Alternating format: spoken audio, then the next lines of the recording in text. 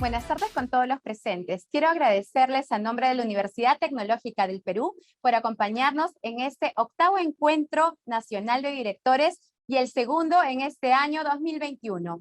Mi nombre es Yenka Flores, jefa comercial de Lima Centro, y les doy la cordial bienvenida a este magno evento pensado especialmente para ustedes.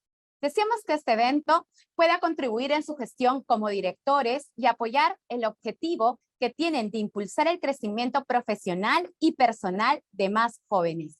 Esto basado en la calidad educativa y constante actualización para el desarrollo de una metodología de enseñanza efectiva en sus centros educativos. Quiero reconocer y valorar el interés y la excelente labor que realizan día a día para formar ciudadanos responsables e independientes. Ahora sí, sin más preámbulo, doy el pase a Jonathan Golergan, gerente general de la Universidad Tecnológica del Perú. Bienvenido, Jonathan. Muchas gracias, Yenka. Bienvenidos, amigos, a este 8º Encuentro Nacional de Directores organizado por la UTP. Este año, como hemos venido haciendo de manera recurrente, seguimos capacitando a más directores a nivel nacional, lo que es una muestra más del compromiso que tiene la UTP con el desarrollo de todos ustedes. En esta oportunidad vamos a tener el privilegio de contar con Luis Bretel, expresidente del Fondo Nacional para el Desarrollo de la Educación Peruana, quien nos hablará sobre la neurociencia y el desarrollo de las competencias en el retorno a clases. Luego de Luis, posteriormente estará con nosotros Edistio Camere, que es director general de la plataforma Antesala Educativa, quien desarrollará el tema El director y el regreso al colegio, pensamiento y acción. Y finalmente me uniré como panelista junto a Andrea Portugal, quien es cofundadora y gerente general de Innova Teaching School, y juntos intercambiaremos algunas perspectivas adicionales sobre los temas que hayan sido desarrollados. Entonces, muchas gracias, señores y señoras, y bienvenidos nuevamente a la UTP y a este 8º Encuentro Nacional de Directores. Gracias, Jonathan, por tus palabras. Ahora sí, a continuación, me complace presentar a nuestro primer expositor, Luis Bretel. Adelante, Luis.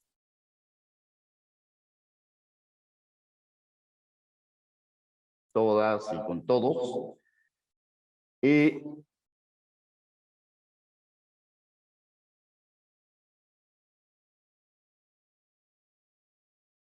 En la perspectiva de esta tarde. La escuela no podrá seguir siendo la misma. No solamente porque tendremos que pensar en medidas de bioseguridad, sino porque han ocurrido en estos 2 años constataciones de cambios que venían dándose en el tiempo, que venían de muy atrás, pero a los que no les queríamos hacer caso. La pandemia, el tener que quedarnos en casa medianamente encerrados, el que solo podamos conectarnos a través de internet o de algún dispositivo electrónico, ha hecho que se haga aún más visible algo que empezó hace algunos años. Para explicar mejor lo que pretendo, quería utilizar una metáfora que es probable que alguno de ustedes ya me haya escuchado planteándola, pero sin embargo creo que la ventaja de las metáforas es que siempre las podemos leer de una nueva manera. Aquí va. Imaginemos que el mundo era un desierto, árido, absolutamente árido, en el que ver algo de verde y algo vivo era realmente difícil. Imaginemos que en ese mundo habían muy pocos manantiales, ojitos de agua, fuentes donde beber, y que conseguir llegar hasta el agua suponía esfuerzos muy grandes, porque el agua no era común, el agua estaba reservada para muy pocos en lugares muy inaccesibles y muy difíciles. Esta metáfora se ha utilizado a lo largo de los siglos para hacer referencia a las universidades o a las escuelas. Solíamos decir que la escuela es una fuente de sabiduría, que quien no logra acceder a la escuela se queda en el desierto de la ignorancia y que quien logra llegar a las manos del maestro podrá beber de sus manos la sabiduría que nos tiene para entregar. En ese mundo árido, cuando llegábamos al agua, no podíamos tomar el agua a borbotones porque corríamos el riesgo de atragantarnos. Teníamos que tomar el agua cucharadita por cucharadita porque nuestro organismo estaba reseco, absolutamente reseco como ese desierto. Y tomar agua había que hacerlo con mucho cuidado. Nadie podía tomar toda el agua que quisiera de improviso. Había que ser cuidadoso. Bueno, con esta metáfora de por medio se pensó la escuela. La escuela como un espacio en el que los niños van a recibir de manos de sus maestros el conocimiento. La escuela como el espacio que les abre cual manantial, cual fuente, la posibilidad del conocimiento y la sabiduría. La escuela funcionó de esa manera. La escuela era la fuente del saber, la escuela era la fuente del conocimiento. Sin embargo, de pronto sobrevino una inundación que lo cubrió todo. Una inundación que nos hizo caer en la cuenta que no necesitamos beber agua en cucharaditas porque estamos sumergidos en el agua, porque el agua está cubriéndonos y está alrededor de nosotros, y la escuela, lejos de ser el espacio donde vamos a conseguir agua, de pronto está también sumergida como nosotros. El conocimiento, la información, ya no es tan lejos y en medio del desierto. Están alrededor de nosotros. Están con nosotros. Hoy en día, cualquier persona que tenga un dispositivo electrónico tiene a su alcance la mayor parte de la información que la humanidad tiene disponible. El 99.95% de la información que podemos disponer hoy en día como seres está en medios digitales.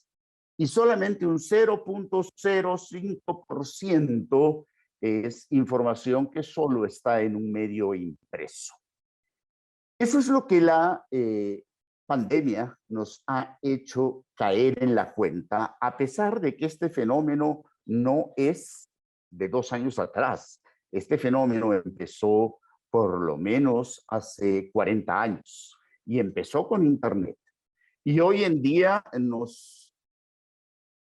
se nos ha venido encima con mucha claridad esta situación. Las escuelas, decíamos al inicio, no pueden seguir siendo las mismas. No solo porque los estudiantes han descubierto que hay mucha más información fuera de la escuela que dentro de la escuela, que hay mucha más información en los dispositivos electrónicos que la que hay dentro de la escuela, sino todo porque los maestros hemos caído en la cuenta de eso, porque los maestros hemos descubierto aunque nuestras resistencias al principio lo impedían, hemos descubierto el mundo que hay detrás de la pantalla.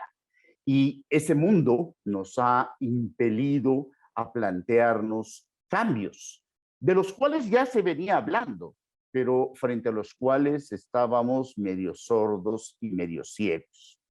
¿De qué cambios hablamos?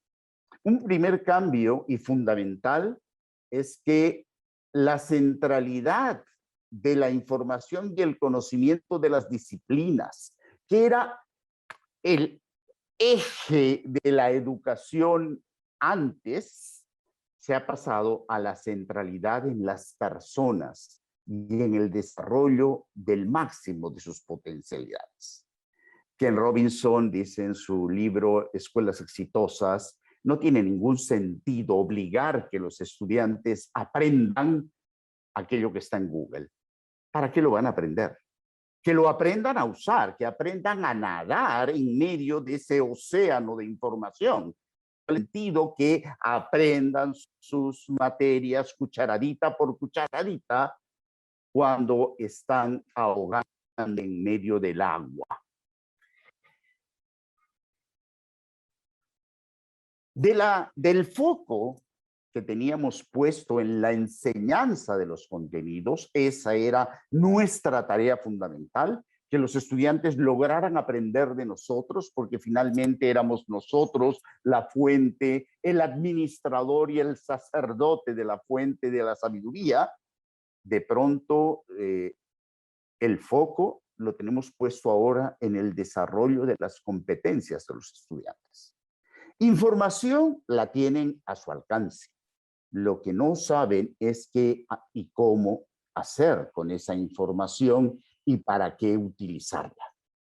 Ese es finalmente el foco que hoy tenemos que poner y que hoy hemos descubierto que tenemos sí o sí que poner en nuestra tarea de enseñanza.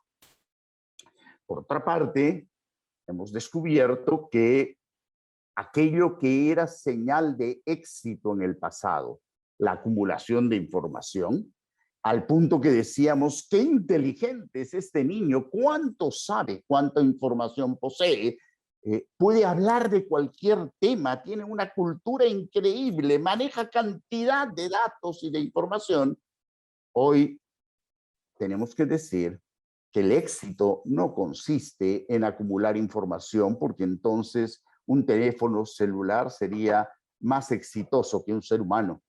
El éxito consiste en el desarrollo integral de todas nuestras potencialidades, o lo que finalmente es lo mismo, la felicidad del ser humano. Aquello que concebíamos como currículum, es decir, un conjunto de disciplinas y contenidos ordenados temáticamente, alfabéticamente, y que tenían que ser distribuidos en el tiempo. Acordémonos de nuestros famosos carteles de alcances y secuencias, que tenían por objetivo que no nos vayamos a cruzar, que le vayamos dando a cada niño la cucharadita que le correspondía, el día que le correspondía, el año que le correspondía y el mes que le correspondía. Hoy, más que nunca, es clarísimo que el currículum ya no puede seguir siendo eso. Que hoy el currículum es un conjunto de actividades, experiencias, que acompañan el crecimiento de las potencialidades de nuestros, su crecimiento como seres humanos, su crecimiento como personas. Los seres humanos nacemos con un cerebro humano. En el pasado, de repente, estaba la creencia de que nacíamos con un cerebrito de gusano, que se iba convirtiendo en un cerebro humano paso a paso, poco a poco. Y no terminábamos de caer en la cuenta que no nacemos con cerebro de gusano, ni de chimpancé, ni de orangután, ni de delfín. Nacemos con un cerebro humano, con 86.000 millones de neuronas. Y como Stanislas Dehaene diría, no solamente tenemos neuronas en nuestro cerebro, sino que tenemos algunos aprendizajes con él o algunos, vamos a decir, conceptos con él. Cuando nacemos como seres humanos, tenemos la capacidad para comunicarnos a través de un lenguaje. En los 6 primeros meses de vida, podríamos aprender cualquier idioma, aquel que sea alrededor nuestro. Y si alrededor nuestro se hablara más de un idioma, podríamos acceder a ellos como si esos 2 o 3 idiomas fueran nuestra lengua materna. En los 3 primeros años de vida se desarrolla tal cantidad de conexiones sinápticas en el cerebro de los seres humanos que a los 3 años un niño tiene el doble de conexiones sinápticas de las que necesitará tener cuando sea adulto. Todos los niños humanos, por el hecho de nacer humanos y que viven en un ambiente suficientemente afectuoso, porque eso es lo único que podría entorpecer su desarrollo, a los 3 años tienen un cerebro genial. Y lo que ocurra después dependerá de los aprendizajes y de las experiencias y de las actividades que tenga. No de la cantidad de información que reciba, porque no van a aumentar notablemente sus habilidades porque reciba mucha información, porque lo que va a definir su éxito futuro y el comando de todas sus funciones y capacidades es el desarrollo de sus funciones ejecutivas, sus capacidades para planificar, para formular objetivos, para plantearse retos, para plantearse tareas, para resolver problemas, para realizar juicios. Y esas funciones ejecutivas no dependen de la cantidad de información que aprendan, sino precisamente de cuánta posibilidad tienen de ejercitarlas. Diríamos lo siguiente: así como yo no voy a poder desarrollar los músculos de mis piernas si no las ejercito, yo no voy a poder desarrollar mis funciones ejecutivas, o el niño no las va a poder desarrollar si no tiene oportunidad para hacerlo. Si queremos que un niño aprenda a planificar, tiene que tener muchas oportunidades constantemente de planificar. Si queremos que aprenda a evaluar sus propios actos, a contener y a manejar sus impulsos, va a tener que tener muchas oportunidades de hacerlo, porque no basta que tenga capacidad para lograrlo si es que no la ejercita. Lo mismo ocurre con todas las funciones ejecutivas, y por eso cuando pensamos hoy en día en el currículum, en lo que pensamos es en todas las cosas que va a tener que hacer el estudiante para crecer como ser humano, teniendo en cuenta que aquella parte de nuestro cerebro que tiene que ver con las funciones ejecutivas es el lóbulo prefrontal o los lóbulos prefrontales, y que estos los tenemos los seres humanos. Si bien algunos animales tienen un, vamos a decir, esbozo del lóbulo frontal, ninguno de los animales, a excepción nuestra, los seres humanos, tiene un lóbulo frontal o lóbulos frontales que obtienen la proporción de la corteza cerebral. El 40% de nuestra corteza cerebral está constituida por los lóbulos prefrontales. Por eso decimos que desarrollar estos lóbulos y desarrollar las funciones ejecutivas asociadas a ellos, el aprender a planificar, el aprender a formular objetivos, el aprender a controlar nuestros impulsos, el aprender a diseñar procesos, a resolver problemas, a razonar, y el ejercitar permanentemente estas funciones es lo que nos hace humanos. Finalmente, de lo que tenemos que estar absolutamente seguros es que tenemos que pasar, o hemos pasado, o la pandemia nos ha obligado a pasar, de la escuela que tenía una evaluación mediante exámenes, porque el objetivo era medir cuánta información ha memorizado, cuántos procedimientos ha logrado memorizar y puede aplicar. Y eso evidentemente se mide a través de exámenes. Hemos pasado a una evaluación que tiene mucho más que ver con lo que el estudiante realmente puede hacer, con las evidencias de sus desempeños y con el portafolio de esas evidencias, que ciertamente nos dan cuenta de lo que el estudiante puede hacer hoy y que no podía hacer ayer, y que probablemente esperamos que mañana pueda hacer aún mejor. De esos cambios estamos hablando. Es lo que en la escuela no podrá seguir siendo igual, lo que garantizará que nuestros estudiantes sean cada vez más humanos. Muchísimas gracias. Agradecemos a Luis Bretel por ese tema tan importante. Y a continuación voy a dar la bienvenida a nuestro segundo expositor, Edistio Camere. Bienvenido y adelante, Edistio. Muchas gracias. Agradezco mucho la invitación que me ha hecho la Universidad Tecnológica del Perú para dirigirme a los directores, ¿no? Conversar con los directores ante un tema sustancial, que es este retorno al colegio. A mí me gusta decir regreso al colegio más que regreso a las clases. Primero, por una razón obvia, porque es una especie de retomar y recuperar a los chicos de este momento que han estado sin ir al colegio, ¿no? Y por otro lado, porque me interesa mucho situarme en el título de la ponencia, que es el pensamiento y acción. Estoy hablando con directores y por eso he sido muy tajante en poner pensamiento y acción. ¿Por qué pensamiento? Porque ciertamente nosotros como directores, ustedes como directores, tienen un entorno del cual se nutren. Y en este caso puntualmente tenemos pues las indicaciones de las autoridades gubernamentales, por ejemplo, el caso de MINSA y el caso de Minedu, ¿verdad? Sin embargo, el director tiene una gran responsabilidad porque se constituye como el nexo entre el entorno y su comunidad. O sea, el director es aquel que tiene que mirar un poco lo que ocurre, procesar, o sea, reflexionar, tomar posición para formular políticas y estrategias.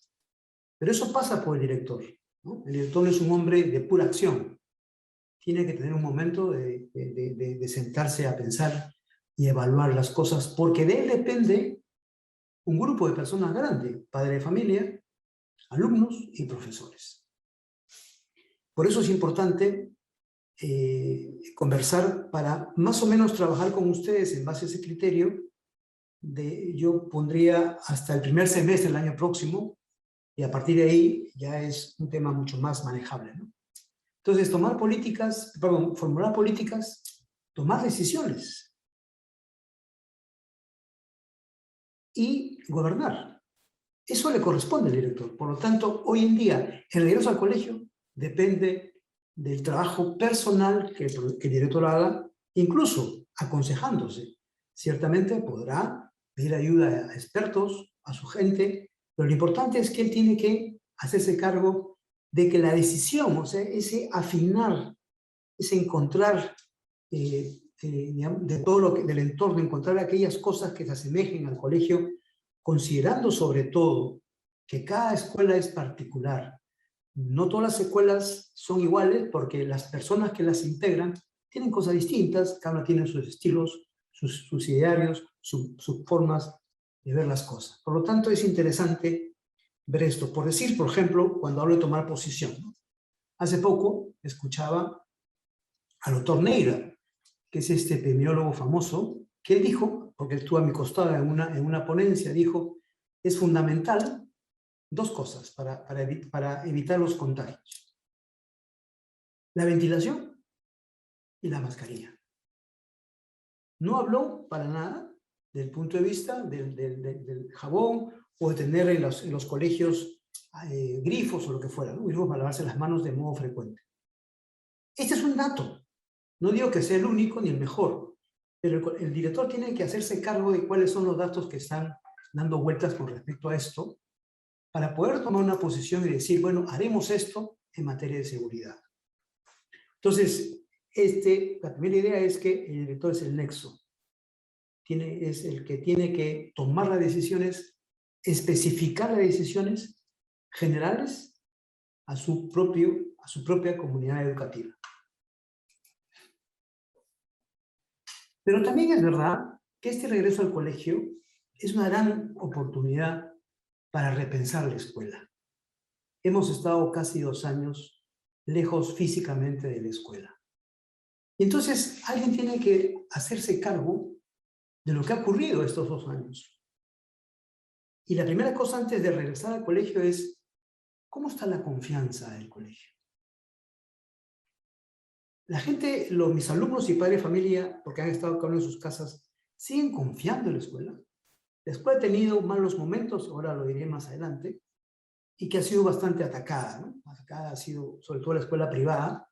Entonces, claro, el tema de la confianza es importante, porque a todos nos ha costado, lo decía Luis Betrel, ha costado que la gente entienda, papás, alumnos y profesores, que la educación ahora es a través de la escuela, de la pantalla, ¿no? Entonces es interesante porque si yo logro pensar que la confianza en mi escuela ha venido a menos, me corresponde recuperarla. Y luego hay una cosa que es interesante, que también hay que preguntarse, ¿no? Las familias estos meses, estos años, han tenido en su casa de modo constante e intensamente a los alumnos. Y claro, ha habido una especie de encuentro entre 2 ambientes. O sea, el niño, mientras que va creciendo, necesita un ambiente distinto para desarrollarse, que es la escuela. El padre necesita, el padre y la madre, un ambiente para desarrollarse profesionalmente. Pero esto ha estado juntos, han estado juntos. Entonces, claro, esta idea de la guardería, que yo mando a mis hijos para yo poder trabajar en otras cosas, es un tema interesante que puede generar, lo vamos a ver al final, que puede generar temas que hay que responder, ¿no? Hay mucha gente que quisiera que el colegio regrese o tiene una percepción un poco negativa de la escuela porque piensa que solamente su función es que mi hijo tenga su ambiente y yo el mío, ¿no? Este tema de lo generalista, que también hay cosas que nos hacen pensar con la pandemia, ¿no? Las escuelas tienen muchos cursos y son generales, o sea, la escuela está bien que sea generalista, porque con el tiempo uno va especificándose, ¿no? Entonces uno primero estudia muchas materias, luego en la universidad elige un campo y luego en la vida personal elige otra cosa puntualmente. Entonces, pero hay una cosa que es interesante, hay muchos cursos, muchos que no tienen relación entre ellos y a veces no tienen relación con los intereses del alumno. Y por lo tanto, yo no tengo en mi colegio, en mi escuela, no tengo profesor, no tengo matemáticos, no tengo físicos, no tengo literatos. Tengo alumnos que tienen que aprender una serie de habilidades y contenidos para que luego se especifiquen más adelante.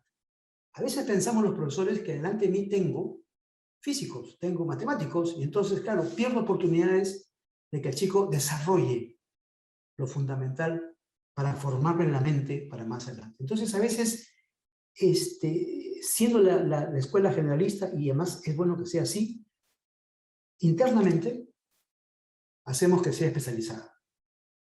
Y los chicos tienen que saber de todo y con la misma intensidad.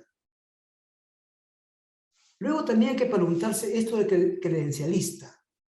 Las escuelas últimamente se han dedicado, sobre todo en la secundaria, a prepararse para la universidad. Ha habido un enfoque en los cursos duros. Y la pandemia nos está haciendo ver a nosotros que hay una serie de aspectos humanos en la formación integral que hemos descuidado y que hoy en día toca mirarlos. Las relaciones interpersonales, las habilidades ejecutivas, las habilidades expresivas, la convivencia, etcétera, etcétera. Entonces, es interesante que el director se plantee repensar mi escuela en términos básicamente de tomar alguna determinación y proponerlo a los profesores. La pregunta es en qué ha cambiado, ¿no? ¿Qué ha cambiado mi escuela? La percepción que tengo de la escuela, ¿no? ¿A qué cosas de hace 2 años atrás le compro boleto de retorno? O sea, me las traigo otra vez apenas comiencen las clases. ¿Qué cosa dejo en el cajón del escritorio? Porque en verdad ya no vale la pena. Hoy en día, muchas personas se plantean tener reuniones con los padres de familia virtualmente. Esto es una cosa que uno podría traer, ¿no? Hay otras cosas que habría que dejarlas en el cajón. Entonces, sí es interesante evaluar los efectos de la pandemia, ¿no? La reacción de las actividades educativas y de la familia. O sea, ¿cuál ha sido el efecto de estos también en los comportamientos de las personas que integran la escuela, ¿no?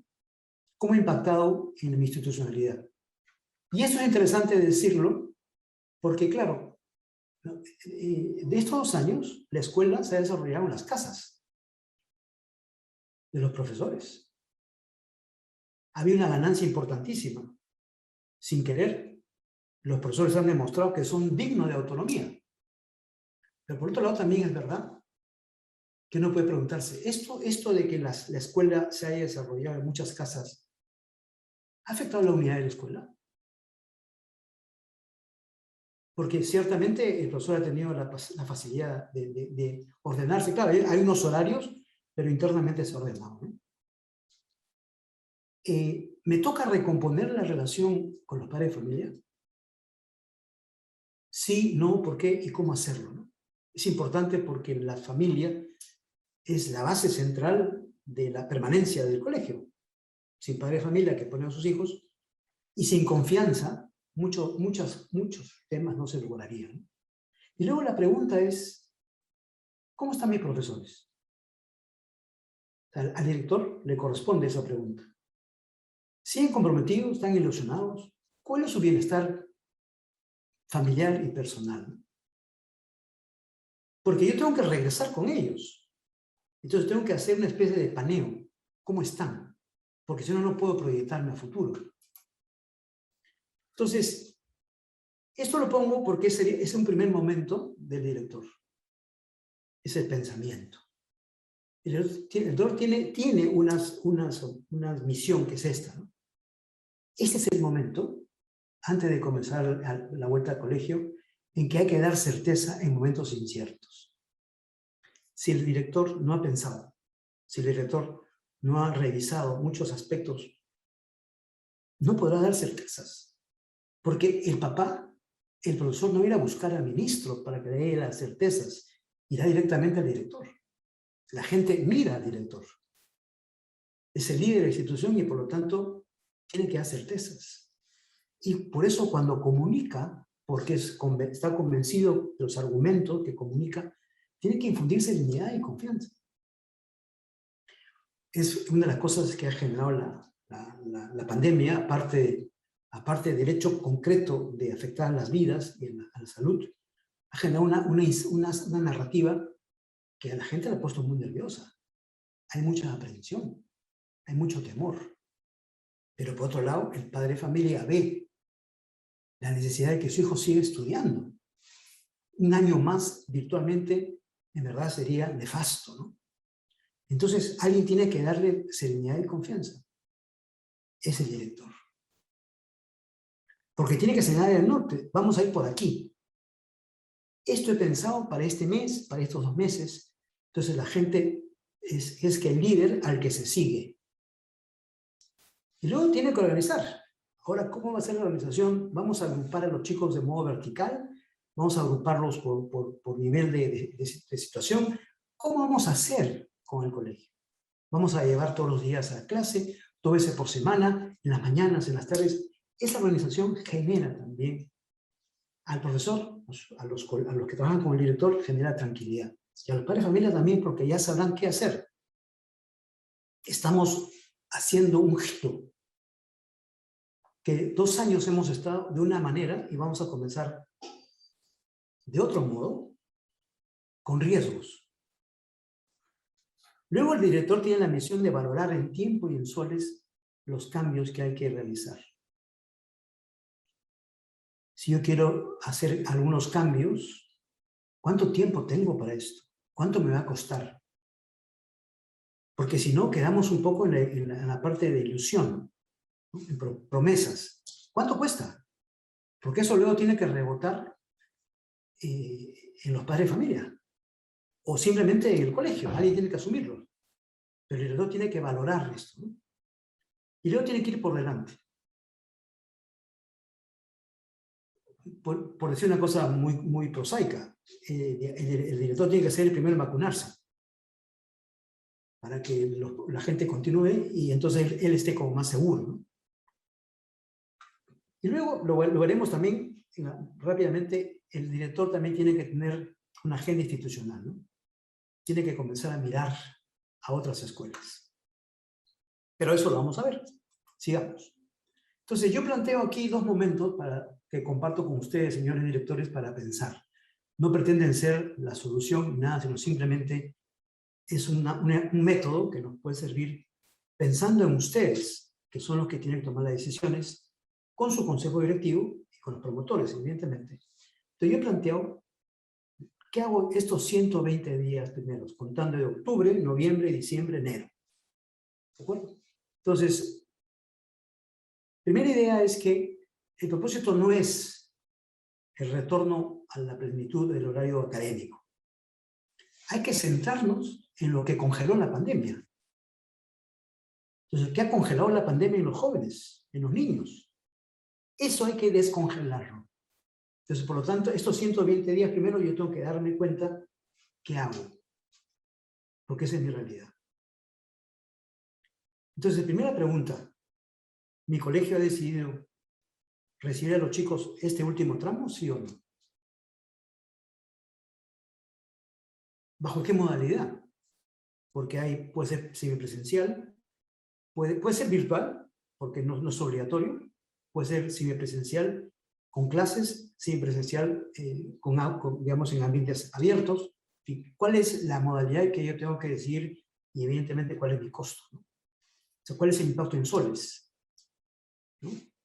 Tengo que ver también cómo va a dividir el colegio, si es un grupo en la mañana, un grupo en la tarde, si es simultáneo, que los chicos van en las mañanas, y mientras tanto los que no van están en clase, perdón, virtualmente. Entonces, todas esas cosas hay que pensarlas, y luego, ¿cuál es el costo real de medir sobre los protocolos? Y acá yo quiero ser enfático. Hay que tener mucha información, pero no podemos pensar ni angustiarnos porque hay mucha información encontrada con los protocolos a seguir.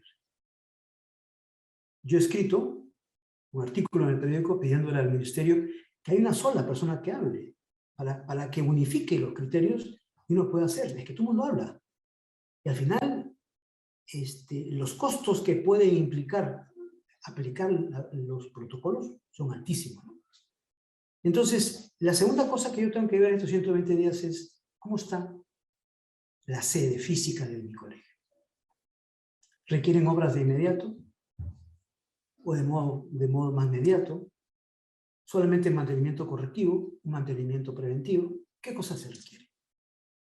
Tengo que verlo, porque si recibo a mis chicos y a mis profesores, tengo que darles un estar grato y positivo, ¿no? Otra cosa que también hay que revisar es, ¿mi colegio tiene previstas matrículas el próximo año? ¿Cómo están? ¿Cómo estamos en las matrículas, no?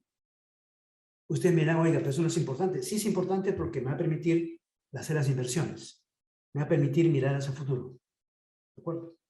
Y luego, en estos 120 días, podré reunirme con mi consejo directivo físicamente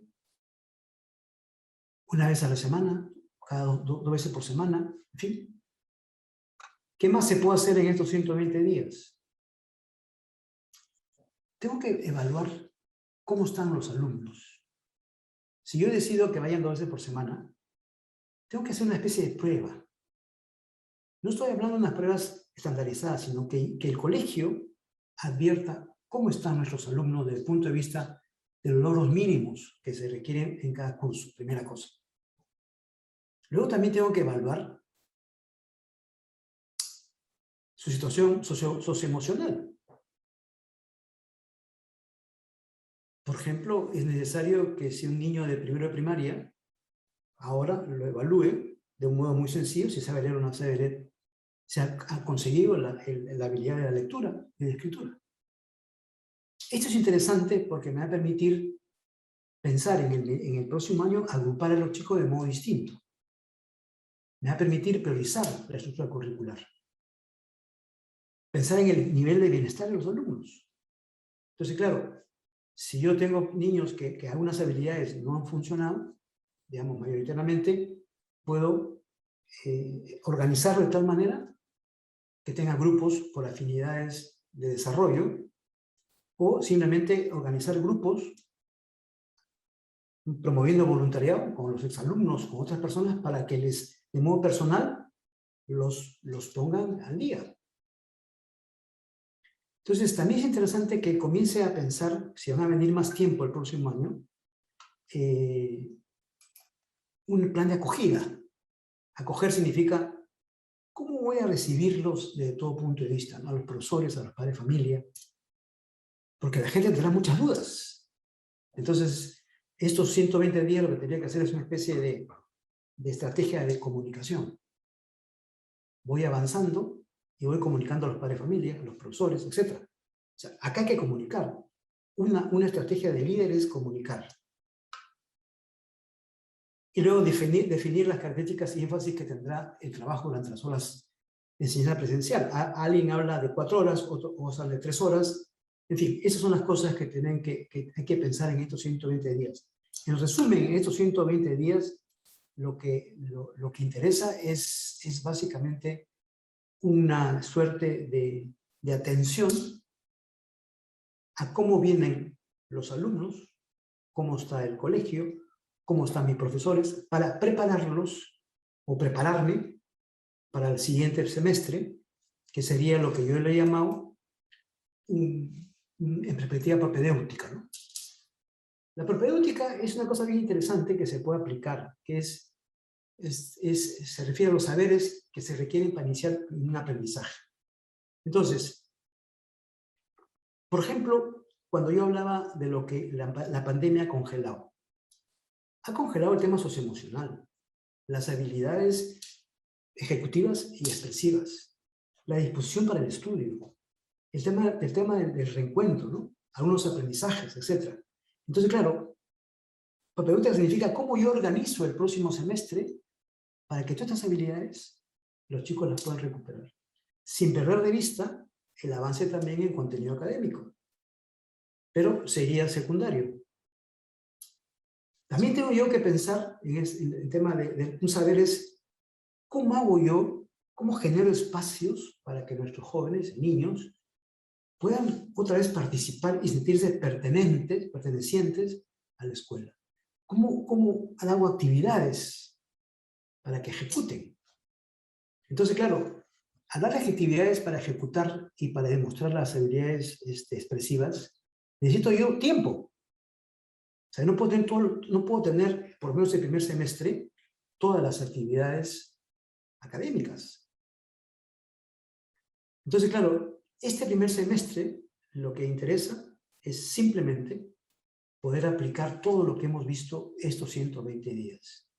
Por eso yo creo que es importante este periodo de repensar la escuela para prepararnos para el retorno a los chicos y que rápidamente, si logramos que el niño se descongele las habilidades que están congeladas, podrá ir rápido, avanzar rápido, cualquier chico en materia de académica, ¿no? Luego, ya para ir acabando, el tema de la agenda institucional del director. Una de las cosas que la pandemia ha traído como consecuencia es la importancia de el director ya no puede cerrar en su propio colegio.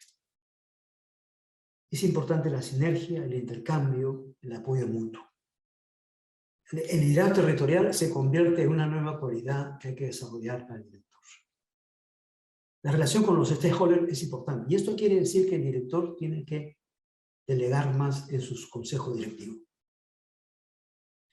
Tiene que saber comunicar, porque efectivamente la idea es que las escuelas se han ido difuminando y parece que la escuela como tal, como institución, ya comienza a perder un poco de vigencia, porque se ha sido reemplazada directamente por lo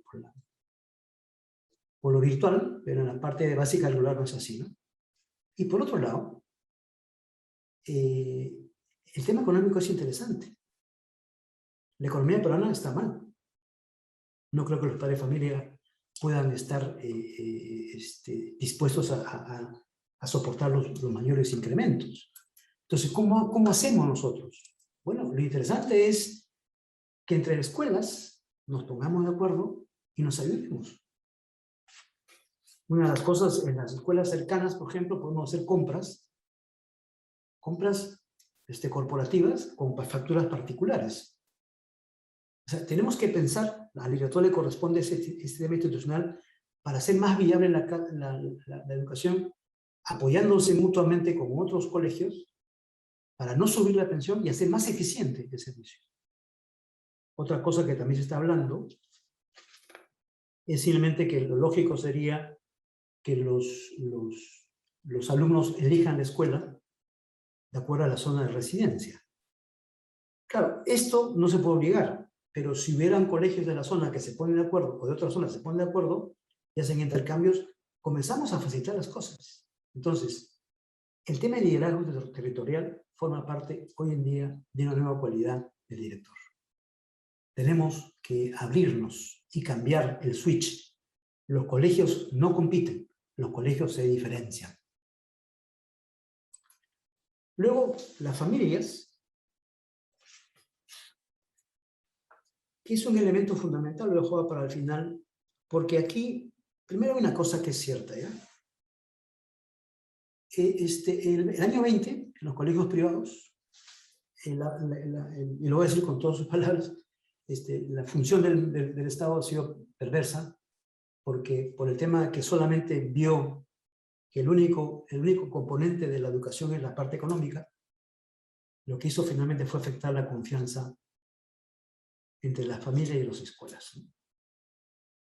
Entonces, ha empoderado a los padres de familia como consumidores eficaces y efectivos.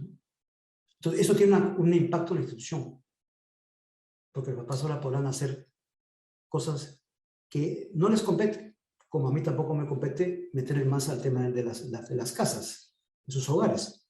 Entonces, es un tema interesante, cómo recomponer los lugares para que sea un apoyo complementario entre padre de familia y colegio. Pero acá se hablan dos cosas interesantes a partir de la pandemia. Hay una primera, es que este hecho mismo que los papás han estado con sus hijos de modo permanente, incluso han asistido a través de la pantalla a las clases, ha generado, primero, relanzar el concepto positivo de la educación. Ahora se entiende mejor la educación y mejor todavía la labor de los docentes. Pero esto, sin embargo, genera al colegio un nuevo saber, porque el padre de familia querrá ahora, cuando vuelva a la presencialidad, estar más al tanto de lo que sus hijos hacen en casa, que va a tener mayor apoyo, mayor feedback del colegio. Por lo tanto, los colegios tienen que definir este saber específico, demostrando que tienen las condiciones teóricos y prácticas para orientar a los papás. Es un elemento muy interesante que se ha abierto y que vale la pena que el director lo pensemos, ¿no? Y luego también ha habido lo contrario, esta sobreexposición, ¿no? Esa sobreexposición de los chicos y los papás en el mismo lugar, ¿no? Entonces, lo que yo le decía inicialmente, han echado en falta la guardería. Entonces, claro, esto puede implicar que los padres de familia demanden mayores actividades extracurriculares. La pregunta es, ¿podrán los colegios complacerlos? ¿Estarán dispuestos a pagar más esos mayores gastos? Entonces, y la pregunta final es, estas exigencias propias de lo híbrido, de las necesidades de bioseguridad, cargan en la economía de la escuela. ¿Los padres podrán ser más solidarios con nosotros? Finalmente, lo interesante de este espacio es que el director tiene que anticiparse.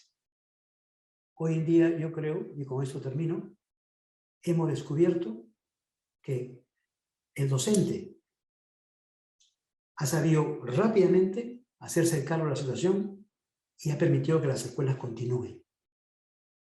Y los directivos, y con el todo en la cabeza, han sabido, a pesar de que cada profesor ha estado fuera de sus casas, ha sabido mantener el concepto de escuela. Y sin la capacidad del director de organizarlo, en verdad muchas escuelas han podido decir basta, ¿no? Sin embargo, han continuado. Entonces, importante es el director, más que un hacedor, es hay que pensar y luego hay que actuar. Muchas gracias.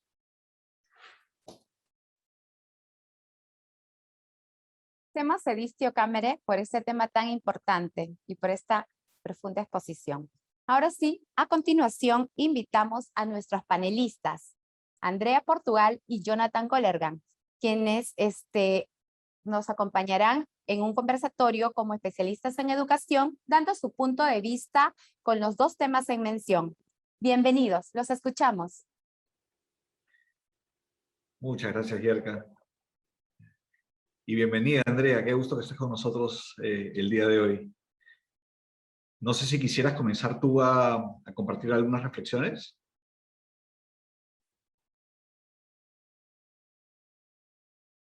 Bueno, comienzo yo. Ah, perfecto. Comienzo yo. Con mucho gusto. Sí, me parece, bueno, muchas gracias tanto a Luis Bretel como a Edistio Cámara por sus presentaciones. Creo que han sido muy ilustrativas y muy interesantes. Y si es que yo pudiese rescatar un tema de ambas, como un eje transversal, porque creo que son presentaciones que de alguna manera están relacionadas, tiene que ver con la centralidad del proceso educativo y el rol que tiene el proceso educativo frente a esa centralidad, tanto del estudiante como de la escuela, ¿no es verdad? A ver, para contar un poquito a qué me refiero con esto, quisiera compartir con ustedes una historia que creo que puede ser más o menos clarificadora. Digamos, una persona está caminando por un jardín y se encuentra con una oruguita, con una oruga. Y se queda mirando a la oruguita un rato y se da cuenta que esta oruga está tratando de hacer grandes esfuerzos para romper el capullo que, digamos, le impide salir y convertirse en lo que potencialmente puede ser una mariposa muy linda. Y está haciendo esfuerzos para romper el capullo, pero no avanza, avanza muy poco, avanza desde la perspectiva de la persona que está observando este fenómeno, avanza muy lentamente. Y entonces se queda observando a la persona, a esta oruguita, unos minutos, 10, 15, 20 minutos, media hora, y digamos, llenándose de empatía, digamos, por este ser que está parado o está frente a él y que no logra avanzar en su pretensión, decide sacar una pequeña cuchilla que tenía en el bolsillo y ayudar a esta oruga, rompiendo el capullo, cortando el capullo, a salir de esta, entre comillas, prisión que la tenía limitada. Y entonces, claro, digamos, la oruga sale del capullo, extiende sus alas, es una linda mariposa en potencia, lista para volar, que intenta volar, pero no puede volar. Y no puede volar porque, claro, la oruguita necesitaba del esfuerzo para irrigar sus alas de sangre, fortalecerlas y prepararlas para el vuelo. El hombre, este ser humano, en su bondad, con sus ganas de ayudar, en su afán de hacerlo mejor por este ser que tenía al frente, ha terminado privando a esta oruguita de alcanzar su potencial y la ha condenado, si se quiere, a arrastrarse por el mundo como si fuera una lombriz sin poder volar. ¿Y por qué les cuento esta historia? ¿Y qué tiene que ver esta historia con las presentaciones de ambos expositores? Creo que tiene que ver con el hecho de que cuando Luis Bretel hablaba de la centralidad de las personas y en el desarrollo de su potencial, ¿no es cierto? Que tiene que ver con reconocer que cada ser humano, cada alumno que tenemos de frente es un mundo y que tiene sus propios tiempos, sus propios procesos y que es bien complicado para desarrollar funciones ejecutivas de las que hablábamos, o acompañar las actividades que favorecen el desarrollo del potencial, saltar etapas y pretender imponer los ritmos del aprendizaje que nosotros consideramos como educadores adecuados o correctos, cuando esa persona que tenemos al frente no necesariamente o está lista o está interesada etcétera. Y entonces, cuando hablábamos, por ejemplo,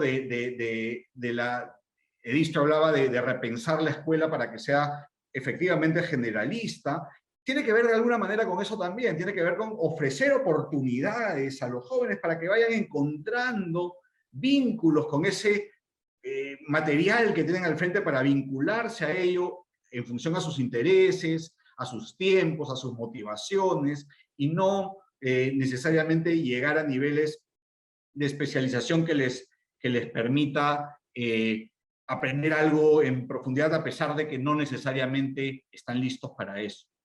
Y también hablábamos de la centralidad de la escuela, ¿no es verdad? Como espacio donde se debería de propiciar ese entorno orientado al desarrollo del potencial de cada uno.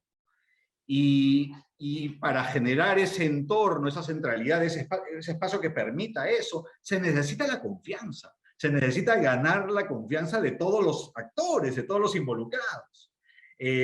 Si desarrollamos una metodología de aprendizaje, un método, un modelo de aprendizaje distinto, bueno, ese modelo tiene que ser aceptado, reconocido por los padres, que ahora además están como más empoderados y más dispuestos a exigir. Y entonces es el rol del director, de alguna manera, ponerse a pensar cómo yo llego a los múltiples actores que están involucrados en mi gestión, ¿no es verdad? Los alumnos, por supuesto, y en primerísimo lugar, pero también los docentes, y también los padres de familia, y también las autoridades, y también la comunidad en general, la opinión pública, que cada vez ha estado más involucrada en esta pandemia, en el quehacer de las escuelas.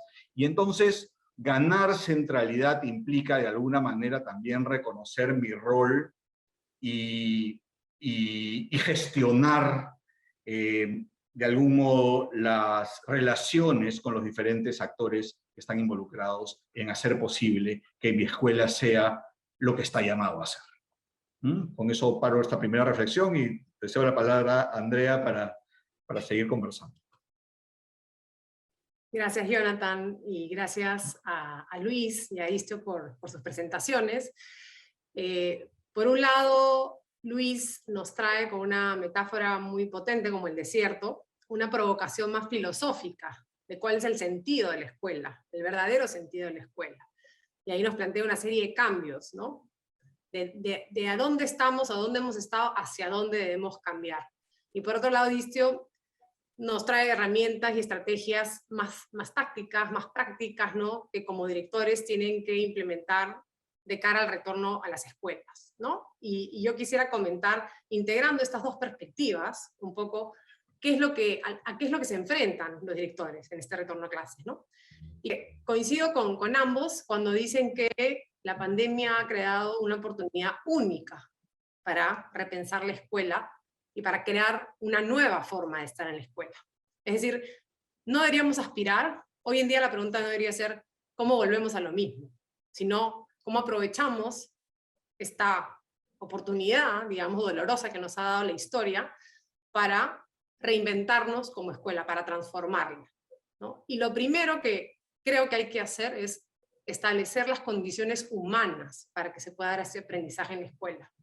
Dar tiempo a los estudiantes para poder reconectarse entre ellos, con sus docentes, con su director, con los otros padres de los estudiantes, entender y procesar esa experiencia que han vivido, sanar, porque muchos han tenido pérdidas, depresiones, dolores, entonces hay que dar ese espacio primero, una vez que regresen a clases, para eso. No pensar cómo saltamos de inmediato al académico, sino hacer esta pausa. El director también tiene que pensar en, bueno, lo primero es que hay que evaluar cómo es que llegan estos estudiantes, su bienestar, pero también su disposición para aprender, y en términos de aprendizaje, digamos, qué retrasos o qué brechas se pueden haber generado durante este periodo, digamos, de la pandemia, pero también hay que evaluar cómo llegan los docentes y cómo han cambiado los contextos de tanto las familias, los estudiantes y los docentes. Entonces, un primer paso es eso, y una manera, digamos, no tan compleja de hacerlo es creando rutinas, por ejemplo. En el aula, el docente diariamente puede preguntar a sus estudiantes cómo están, cómo se sienten. El director puede preguntar a sus docentes en distintos espacios cómo están, cómo han llegado. Se pueden hacer además encuestas, ¿no?, que se envíen a los docentes, a los padres de familia, para ir recogiendo justamente esta información que le permita al director priorizar qué tengo que trabajar con los docentes, qué tengo que trabajar con los estudiantes, qué tengo que trabajar con las familias. Entonces, este primer diagnóstico creo que es importante de cara también al retorno a la escuela, y el director debe desarrollar una estrategia justamente de, en la línea de lo que decía Lucho, no debemos pues pretender enseñar todos los contenidos que creemos que deben enseñarse en la escuela. Debemos desarrollar competencias. Y en una coyuntura en la que no se ha podido trabajar tanto, ¿qué competencias debemos priorizar en la escuela? ¿Cuáles son esas competencias básicas que deberíamos priorizar? Una, por ejemplo, es desarrollar la autonomía de los estudiantes. Sobre todo si es que pensamos que esto puede repetirse, si probablemente volvamos a tener otras pandemias y otros episodios en que tengamos que dejar la escuela y regresar a casa, el estudiante tiene que estar preparado para enfrentar esa situación de aprendizaje más autónomo. Entonces, trabajemos desde ya en las escuelas cómo fortalecemos esa autonomía de los estudiantes y esa capacidad de autorregularse. Hay que, como decía, repriorizar el plan de estudios, ¿no? Y por otro lado, también pensar en la salud mental y en bienestar emocional de los estudiantes. Creo que si los estudiantes y los docentes también no están bien emocionalmente, es difícil pensar en que van a poder aprender. Ya hay evidencia, digamos, de las neurociencias, de la relación entre la emoción y los aprendizajes. Y si los estudiantes no están con una disposición para aprender, no se sienten bien, nada que hagamos e intentemos va a dar frutos, ¿no? Así que eso es algo para trabajar. Y el punto final es cómo desarrollamos capacidades en la escuela justamente para enfrentar todo esto. Cómo los docentes están preparados para evaluar a los estudiantes y saber cómo están llegando, hacer estos diagnósticos rápidos. Cómo están preparados para dar este acompañamiento socioemocional a los estudiantes que más lo necesiten. Cómo están preparados para hacer esta repriorización de todo el currículo que yo tendría que enseñar, en qué me voy a enfocar y en qué competencias clave, ¿no? Y yo como docente, cómo también puedo manejar mi propio estrés, mis propios traumas, mi propio bienestar para poder justamente contener a los estudiantes. Entonces ahí hay temas creo que son claves, puntuales, que como directores, en su rol de acompañar y de liderar la escuela y la comunidad educativa, tienen que asumir, ¿no? Y ahí me quedo también. Gracias, Andrea. Solamente un comentario final sobre lo que acabas de decir, que me parece muy pertinente y que se junta además con, digamos, sintoniza bien con lo que han venido planteando nuestros expositores previamente. Parece que la tarea del director es una tarea sumamente compleja. La verdad que hay muchas aristas y muchos ángulos que cubrir. Y claro, y me imagino que puede ser una tarea también agotadora y que en determinados momentos las fuerzas pueden como que irse, ¿no? Comenzar a flaquear un poquito y decir, vale la pena el esfuerzo. Y creo que en esos momentos, solamente, digamos, como reflexión final, vale la pena recordar lo que ustedes tienen como posibilidad frente a ustedes. Es decir, ustedes son, en estos tiempos duros, de dolor, de desesperanza, ustedes quizás tengan la llave de un futuro de esperanza ante ustedes mismos, ¿no es verdad? Es decir, la educación de nuestros jóvenes es quizás la mayor apuesta por el futuro que un país puede hacer y que cada uno de nosotros como seres humanos también puede hacer para contribuir a un país mejor. Y entonces, yo no quería dejar de mirar esto desde el lado de la posibilidad que tenemos, siendo directores de colegio, de contribuir a transformar vidas, a tocar vidas que impacten positivamente en la sociedad y que nos permita a nosotros emprender un viaje de trascendencia que nos haga a nosotros mismos mejores seres humanos, más listos para pensar más allá de nosotros mismos y ser los mejores seres humanos, los mejores profesionales que podemos ser, ¿no? La tarea del director de colegio puede llenarnos la vida de un sentido de propósito tan poderoso que quizás pueda ser el motor cuando cuando estamos cansados o cuando sentimos que, digamos, tenemos ganas de tirar la toalla. Y no sé, yo creo que, no sé si quieres agregar algo más, Andrea. Bueno, creo que simplemente en línea de lo último que has dicho, ¿no? Del rol clave que juega el director, creo que hay que perderle un poco el miedo, tal vez, ¿no? A que como directores, como líderes, tendemos a querer tener siempre las respuestas, tener siempre claridad, ¿no? Y no permitirnos fallar o equivocarnos o mostrar vulnerabilidad. Y creo que sí es importante darnos ese espacio para reconocer que somos personas, somos seres humanos, podemos ser vulnerables, podemos tener miedo, podemos no tener las respuestas a todas las preguntas. Sí, hay que dar confianza, hay que dar dirección, como decía Edistio, pero también tenemos que dejarnos mostrar esa vulnerabilidad, porque es la única manera de poder crear una cultura en donde los propios docentes, los estudiantes puedan sentir que ellos también pueden equivocarse y abrirse y ser vulnerables, ¿no? O sea, esta idea o este concepto que está muy de moda, culturas donde hay seguridad psicológica, donde hay seguridad para hacer una pregunta tonta, donde hay seguridad para dar una respuesta incorrecta, para equivocarme, para fallar, pero para aprender y tomar esa oportunidad para justamente mejorar y en la línea de una mentalidad de crecimiento, seguir creciendo como persona, es sumamente importante y creo que los directores, ustedes como directores, tienen que modelar ese comportamiento, tienen que vivirlo, para que realmente eso llegue al docente y llegue a los estudiantes, ¿no? Así que nada, dejar ese mensaje que creo que no es el mensaje que nos dé la UGEL, no es el mensaje que nos den las autoridades, pero creo que sí es importante que lo tengamos presente, ¿no? Es la única manera de innovar y de transformarnos como escuela. Fantástico, de ganar confianza y centralidad. Y gracias, Andrea, gracias a todos los expositores y bueno, volvemos a ti, Jen.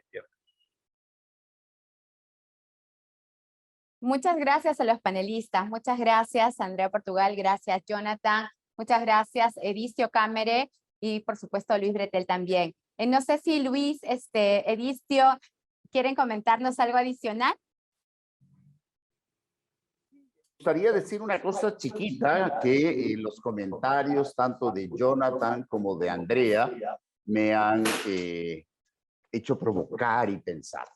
Creo que estos 2 años desastrosos, difíciles, han sido 2 años de muchísimos aprendizajes y de muchísimos descubrimientos también. En el caso de los docentes, decía, hemos descubierto algo que muchísimos maestros le teníamos pánico, la tecnología y las posibilidades que la tecnología nos brinda. En el caso de las familias, y diría yo de la sociedad entera, se ha redescubierto el valor de la educación, así como se ha redescubierto el valor de la salud. Es decir, no por casualidad, las 2 prioridades de cualquier gobierno tendrían que ser en este momento salud y educación. Porque la pandemia nos ha dado una muestra muy clara de su fragilidad y de su importancia al mismo tiempo. O sea, nadie se atrevería en el Perú a discutir que esas son las prioridades. Si no hubiera habido la pandemia, probablemente hubiera podido haber más discusión y decir que hay otras cosas que son aún más importantes que. Las familias hemos descubierto lo que significa la escuela y lo duro que es ser maestro y lo difícil que es acompañar a los hijos, como podían haberlo hecho las sociedades primitivas cuando no había escuela y cuando la tarea de educar era de la familia. Bueno, se ha descubierto el sentido de la educación y hoy tenemos padres y madres diciendo, por favor, que empiecen las escuelas de una vez, que se reabran. No es posible que esto siga así. Bueno, eso implica extrañarlo y valorarlo. Y podríamos ir diciendo qué ha aprendido cada quien. O sea, creo que los chicos y las chicas están desesperados. Desesperados porque no pueden estar con sus amiguitos, desesperados porque están encerrados en casa. Finalmente, los adultos hemos tenido más posibilidades de salir que los niños, porque no podían salir solos, o que los adolescentes.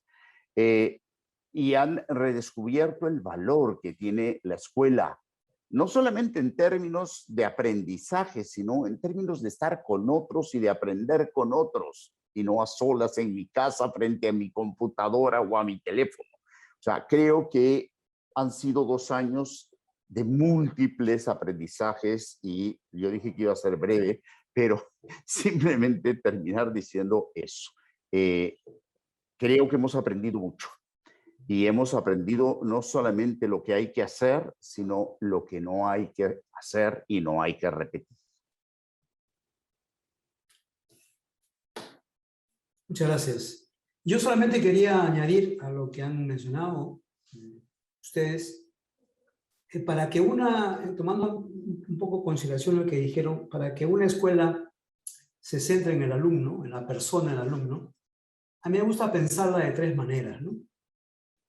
Pensarla como una historia, la escuela, una historia en la que se entrecruzan biografías en crecimiento, ¿no? El niño desde que ingresa al colegio hasta que egresa está creciendo constantemente. Entonces acá tiene un elemento fundamental e importante, la convivencia. Lo que pasa es que ha habido siempre convivencia, pero esta pandemia ha puesto el foco en la convivencia, en el lado positivo de la convivencia, porque el chico necesita al otro para complementarse y para completarse, ¿no? Y yo creo que este tema, incluso para identificarse, porque descubre quién es él en lo que el otro le dice, ¿no? Y hasta hace un tiempo la convivencia de él ha puesto como un tema negativo, ¿no? Entonces y las biografías se van creciendo, se van entrecruzando, y también hay un aprendizaje muy importante que es el interpares, ¿no? El chico no solamente aprende del profesor, también del compañero, ¿no? Y a veces el compañero le llega por la tangente más directamente de lo que el profesor le puede plantear. Me gusta pensar luego a la escuela como una gran situación de aprendizaje, toda ella, ¿no? O dicho de otra manera, en el aula se enseña, pero en la escuela se educa, ¿no? Y esto hace hablar de poner en la mesa las actividades, ¿no? O sea, la escuela es la que pone actividades donde se comienzan a desarrollar las habilidades expresivas, las habilidades ejecutivas, etcétera, porque estamos espacios para que los chicos salgan de estar sentados y la escuela es la que permite, y además con la cultura que tiene, etcétera, ¿no? Y finalmente, me gusta pensarla, y también lo digo esto porque es tarea del director y del profesor, también como un mosaico de oportunidades. El niño, el joven, va descubriéndose a sí mismo y tiene que entender la escuela no como un lugar donde pasa, ¿no? Sino donde la habita. Y tiene que ver plasmados sus proyectos propios de la edad. Entonces la participación es importantísima, y también la pertenencia y el liderazgo, ¿no? Entonces yo creo que la escuela ha tomado mucha fuerza a raíz de la pandemia como institución. Y a la cima de la institución está el director, que también ha tomado mucha fuerza para que no sea la persona que se dedicaba simplemente a sancionar. Ahora se ha convertido en un líder que abre espacios para que los chicos estén con otros y sean con otros, descubran sus talentos, sus capacidades, y las puedan aplicar en el seno de la escuela para que luego continúen más adelante en la sociedad, ¿no? Mi agradecimiento por esta invitación. Muchas gracias.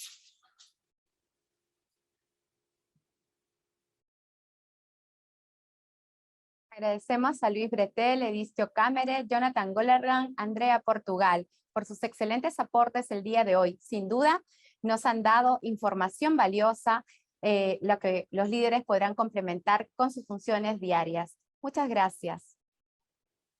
Ahora sí, no nos despedimos aún. Quisiera darles una información, quisiera mencionarles siempre que tenemos a su disposición nuestros asesores educativos en los más de 10 campus tecnológicos a nivel nacional, quienes lo podrán ayudar con toda la información sobre los beneficios y las facilidades para sus alumnos. Cabe resaltar que los participantes de este presente evento entrarán automáticamente en el sorteo de 14 becas en la Escuela de Posgrado del UTP, una laptop y una tablet. Nos estaremos contactando con los felices ganadores para darles la información.